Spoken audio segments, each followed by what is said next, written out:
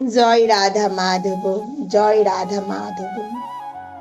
আমরা এখন জানবো শ্রী মহাপ্রভুর এক সুন্দর অলৌকিক লীলা।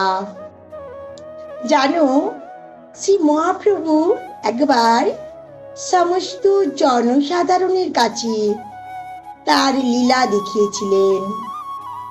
একদিন তিনি শ্রীনিবাস ঠাকুরের বাড়িতে এক অপূর্ব অলৌকিক লীলা দেখালেন। তিনি তখন প্রবলভাবে সংকীর্তন করতেন।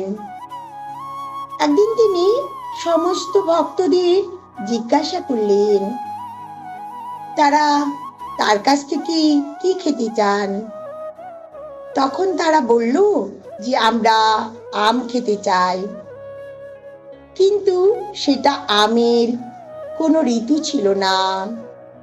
তাই তিনি